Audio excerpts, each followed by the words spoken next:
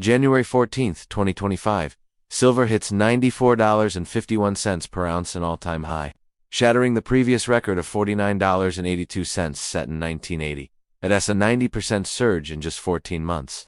But the real story isn't the price, it's what's happening 2,000 miles north of New York, in the frozen tundra of Greenland, where the United States just blocked China from acquiring control of the world's largest untapped silver deposit. The Tanbreez rare earth and silver project in South Greenland contains an estimated 1.47 billion ounces of silver, roughly 15 years of global supply.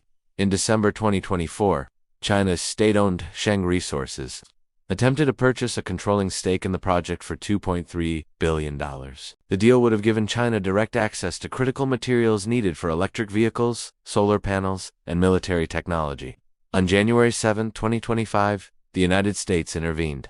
Through a combination of diplomatic pressure on Denmark, Greenland's governing authority, and direct financial counteroffers to Greenland's government, the U.S. blocked the sale within 72 hours. Silver futures markets entered backwardation, a rare condition where immediate delivery costs more than future contracts.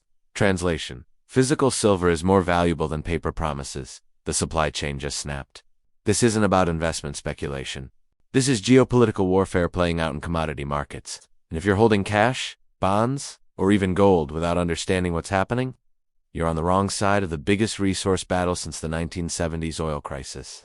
Here's what you need to know right now. Greenland is not just ice. Beneath the frozen surface lies one of the planet's richest concentrations of critical minerals, rare earth elements, silver, zinc, lead, and uranium. The Tanbreez deposit, located in South Greenland near the town of Kitco, contains an estimated 4.4 million metric tons of rare earth oxides and 1.47 billion ounces of silver. To put that in perspective, global silver mine production in 2024 was approximately 840 million ounces. Tanbreez alone holds 175% of annual global output. Why does this matter? Because silver is not just a precious metal, it's an industrial necessity. Approximately 56% of silver demand comes from industrial applications. Solar panels. Each panel uses 20 grams of silver. Electric vehicles EVs use 25 to 50 grams per vehicle for electronics and batteries. 5G infrastructure, medical devices, and semiconductors. The global push for green energy has created unprecedented industrial demand for silver. The Silver Institute project's industrial demand will increase by 34% between 2024 and 2030. Here's the problem. Existing silver mines can't meet that demand. Mexico, Peru, and China produce 60% of the world's mined silver, but production peaked in 2016 at 900 million ounces annually and has been declining since due to depleting ore grades and reduced capital investment in new mines. We're mining less silver every year while demand is accelerating. The deficit in 2024 alone was estimated at 215 million ounces. Meaning industrial users consumed 215 million more ounces than miners produced. Enter Greenland. The Tanbreez project represents the single largest undeveloped silver resource on the planet. Whoever controls Tanbreez controls a strategic choke point in the global supply chain for green energy, military electronics, and semiconductor production. That's why China wanted it. And that's why the United States blocked the sale. The December 2024 attempted acquisition by Sheng Resources wasn't subtle. Sheng is a Chinese state-owned enterprise with direct ties to the Ministry of Industry and Information Technology. The $2.3 billion offer valued the project at a 40% premium to its independent valuation. China was willing to overpay significantly to secure control. The deal structure included infrastructure commitments, building a deep-water port, power generation facilities, and processing plants in Greenland, financed by Chinese state banks. But the United States saw this for what it was, a strategic takeover. Greenland is a Danish territory, but Denmark is a NATO member, allowing China to establish a major mining and infrastructure foothold in Greenland would place Chinese state-controlled operations within 1,500 miles of U.S. territory. Greenland's closest point to Canada is 16 miles. The U.S. response was swift. Diplomatic pressure on Denmark, a counteroffer financial package to Greenland's government, and what sources describe as strong encouragement that approving the Chinese deal would jeopardize U.S.-Denmark security cooperation. When the U.S. blocked China's Tanbreez acquisition on January 7, 2025, it triggered a cascading series of events in silver markets that exposed just how fragile the supply chain really is. Event number 1, China's immediate retaliation. Within 48 hours of the blocked sale, China announced new export restrictions on refined silver products. China processes approximately 18% of global refined silver, even though it only mines 13%. The new restrictions require special licenses for silver exports exceeding 100 kilograms. effectively creating bureaucratic delays for international buyers. The message was clear. If China can't secure new silver sources, it will restrict access to processed silver it already controls. Event number 2, backwardation, appears.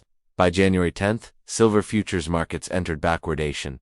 Normally, futures contracts for later delivery trade at a premium to spot immediate delivery prices because of storage costs and interest rates. This is called contango. But when physical supply is tight, spot prices can exceed futures prices. This is backwardation, and it signals physical shortage. On January 10th, spot silver traded at $92.30, while March futures traded at $91.85, a 45-cent inversion. By January 14th, the spread widened. Spot at $94.51.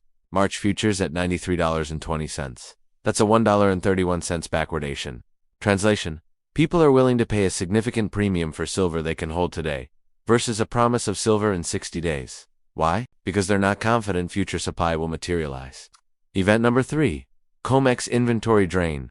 The COMEX Commodity Exchange in New York is the largest physical silver trading hub. Registered silver inventory metal, available for immediate delivery, dropped from 78.4 million ounces on January 1st to 64.2 million ounces by January 14th. That's an 18% decline in 2 weeks. Industrial users are taking physical delivery rather than rolling futures contracts. They want metal in hand, not paper promises. Event number 4, premiums explode. Physical silver coins and bars normally trade at a 5 to 8% premium over spot price to cover minting and distribution costs. As of January 14th, premiums have spiked. American silver eagles are selling for $12.15 over spot 30 and 2.16% premium. Canadian maple leafs at $10, $12 over spot, and generic rounds at $7, $9 over spot. Dealers are reporting 4 to 6 week delivery delays for bulk orders. Retail investors are panic buying, but so are industrial buyers who need physical metal for production. Event number 5, silver miners can't respond fast enough. Even with silver at all-time highs, miners can't increase production quickly. Bringing a new silver mine online takes 7 to 10 years from discovery to production. Existing mines are largely locked into production schedules based on geological constraints you want to mine faster, without compromising safety and efficiency. The last major silver mine to open was Escobal in Guatemala 2014, which was shut down in 2017 due to legal disputes, and remains closed. So we have 1, China restricting exports to backwardation, signaling physical shortage. 3, COMEX inventories draining. 4, retail premiums at historic highs. 5, miners unable to respond. That's not a temporary squeeze. That's a structural break in the supply chain. Let's talk numbers. Global silver demand in 2024 was approximately 1.05 billion ounces. This breaks down as 590 million ounces for industrial use solar panels, EVs, electronics, 240 million ounces for investment coins, bars, ETFs, 150 million ounces for jewelry, and 70 million ounces for silverware and other applications. Global silver supply in 2024 was approximately 835 million ounces from mining, plus 180 million ounces from recycling, totaling 1.015 billion ounces. That's a deficit of 35 million ounces demand, exceeded supply by 3.3%. SMA deficit, right? Wrong, because this is the 8th consecutive year of deficits. Since 2016, cumulative deficits total over 1.2 billion ounces. That metal came from above-ground stockpiles, primarily government reserves and exchange inventories. Here's where it gets critical. Above-ground stockpiles are nearly depleted. The U.S. government sold its strategic silver reserves in the 1990s. 0 ounces remain. The COMEX holds 347 million ounces total, but only 64 million is registered for delivery. The London Bullion Market Association, LBMA vaults, hold approximately 900 million ounces. But much of that is allocated to ETFs and institutional holders who are unlikely to sell. Now, Project Forward, the International Energy Agency, IEA, estimates that solar panel installations will triple by 2030 to meet net zero targets. Each gigawatt of solar capacity requires approximately 80 metric tons of silver. That's 2.57 million ounces. If solar installations reach 600 gigawatts annually by 2030 current trajectory, that is 1.54 billion ounces of silver demand per year from solar alone, more than total current supply from all sources. Add electric vehicles. Global EV sales are projected to reach 40 million units by 2030, at 30 grams of silver per vehicle conservative estimate. That's 38.6 million ounces annually. Add 5G infrastructure build-out, estimated 12 to 15 million ounces annually. Add semiconductor demand growth, estimated 20 to 25 million ounces annually. Total industrial demand by 2030, conservatively 1.6 billion ounces. Current supply, 835 million ounces from mining and declining. Even if recycling doubles to 360 million ounces, total supply is 1.195 billion ounces. That's a 405 million ounce annual deficit, 48% more demand than supply. The only way to close that gap is 1. Drastically higher prices to incentivize new mining takes 7 to 10 years. 2. Demand destruction through rationing or substitution some applications can't substitute. Or 3. New major deposits coming online. Tanbreez was option number 3, and the US just blocked China from controlling it. The math doesn't work anymore. The supply chain snapped. The Greenland silver battle is not an isolated event. It's just part of a broader resource war between the United States and China that has been escalating since 2018. Here's what most people miss. The green energy transition is not about saving the planet. It's about controlling the materials that power the next century of economic growth. China understood this decades ago. Since the 1990s, China has systematically acquired control of critical mineral supply chains. Rare earth elements. China controls 87% of global rare earth refining capacity. REEs are essential for electric motors, wind turbines, and military applications. The US imports 80% of its rare earths from China. Lithium. China controls 77% of global lithium refining. Lithium is the core component of EV batteries. Even though Australia and Chile mine lithium, most of it ships to China for processing. Cobalt. China controls 73% of global cobalt refining. The Democratic Republic of Congo produces 70% of mined cobalt, but Chinese companies own or operate most of the major mines. Graphite. China controls 100% of spherical graphite production, a critical battery component. In October 2023, China restricted graphite exports, causing immediate price spikes. The pattern is clear. China has spent 30 years building monopolistic control over the materials required for green energy and advanced electronics. The United States and Europe, focused on financialization and services, ignored physical resource security. Now they're scrambling to catch up. Greenland represents one of the few remaining opportunities for the West to secure independent access to critical minerals. The island contains not just silver, but also rare earth elements, uranium, zinc, lead, and potentially significant copper and gold deposits. Denmark has historically restricted large-scale mining to protect the environment and indigenous communities, but geopolitical realities are forcing a reassessment. The U.S. strategy is now clear. Prevent China from controlling Greenland's resources while developing USA-aligned mining operations.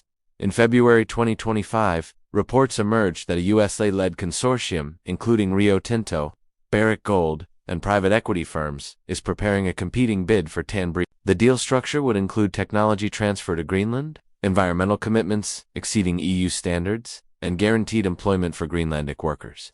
The price tag, reportedly $2.8 billion to 20% higher than China's offer. But here's the reality. Even if the US wins the Tanbreez bid, bringing the mine into production will take 5 to 7 years. First production is estimated for 2031 at the earliest. In the meantime, silver deficits are widening, Chinese export restrictions are tightening, and industrial demand is accelerating. The gap between now and when Tanbreez comes online is a danger zone. This is not a market correction. This is a structural shift. The era of abundant, cheap, critical minerals is over. The era of resource nationalism and supply chain weaponization has begun. And silver is the canary in the coal mine. If you're thinking this is interesting but doesn't affect me, you're wrong. Here's how the silver supply chain break impacts your personal finances. Impact number 1. Inflation in green tech. Solar panel prices are already rising. In Q4 2024, residential solar installation costs increased 12% year over year, despite panel efficiency improvements. Why? Raw material costs, particularly silver and polysilicon. If silver continues to $100, $120 per ounce, expect solar installation costs to rise another 15 to 20%. This makes the economics of residential solar less attractive and could slow adoption rates. Impact number 2. EV price pressure. Electric vehicles are already expensive. The average EV price in the US is $56,000 versus $48,000 for gasoline vehicles. Higher silver costs will add $200, $400 per vehicle, small but meaningful. But the bigger risk is if silver shortages force rationing, if manufacturers may struggle to secure sufficient silver for electronics production, creating delivery delays. Impact number 3. Portfolio hedge opportunity. Physical silver has historically outperformed during periods of monetary instability and resource scarcity. From 1970 to 1980, silver rose from $1.50 to $49.82, 3,221% gain. From 2008 to 2011, Silver rose from $9 to $48, 433% gain. The current setup: supply deficits, geopolitical tensions, monetary debasement, resembles both prior periods. Impact number 4, dollar debasement protection.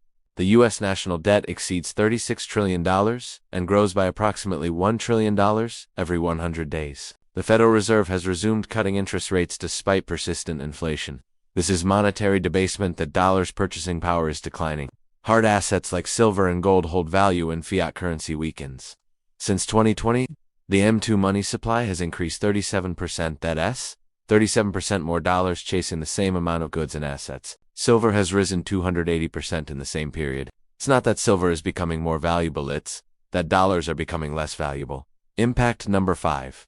Supply chain risk to tech sector. If silver shortages worsen, companies dependent on silver for production will face input cost inflation or supply constraints. This affects consumer electronics, manufacturers, Apple, Samsung, solar companies, First Solar, Canadian Solar, automotive manufacturers, Tesla, GM, Ford, and semiconductor foundries, TSMC, Intel, Samsung. Higher input costs, compress margins, supply constraints, delay production. Both are negative for equity valuations in these sectors. Let's summarize what we know. Silver hit an all-time high of $94.51. On January 14, 2025, the United States blocked China from acquiring Greenland's Tanbreez. Project 1.47 billion ounces of silver, 15 years of global supply. China retaliated with export restrictions on refined silver. Silver markets entered backwardation. Physical metal commands a premium over futures. COMEX registered inventory dropped 18% in 2 weeks.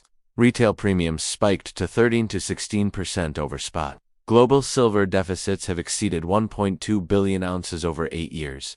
Industrial demand is projected to increase 34% by 2030, while mine supply is declining.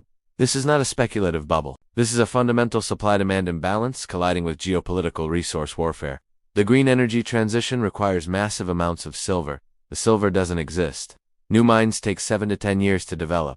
China controls much of the existing refining capacity. The United States is trying to secure independent sources but is years behind. What happens next? One of 3 scenarios. Scenario 1. Prices rise high enough to incentivize massive new supply. If silver reaches $150, $200, previously uneconomic deposits become viable, but this takes years. In the meantime, prices remain elevated. Scenario 2. Demand destruction through substitution. Some applications, solar panels, electronics, may find substitutes, copper, aluminum, but many cannot substitute without performance degradation. Demand destruction means slower green energy transition. Scenario 3. Geopolitical crises. If US-China tensions escalate, China could weaponize its silver refining monopoly, cutting exports entirely. This would cause immediate supply shock in Western markets, potentially doubling or tripling silver prices overnight. Unlikely, but not impossible. All 3 scenarios are bullish for physical silver holders. The supply chain snapped. It's not getting fixed quickly. And the demand drivers, solar, EVs, 5G, semiconductors are not slowing down. The battle for Greenland is just beginning. The battle for silver is already underway. The question is not whether prices go higher, it's how high and how fast. Protect yourself accordingly. Full sources, data, and research links in the description. This is educational content, not financial advice. But the supply chain is broken. The math doesn't lie. And the geopolitics are only getting worse.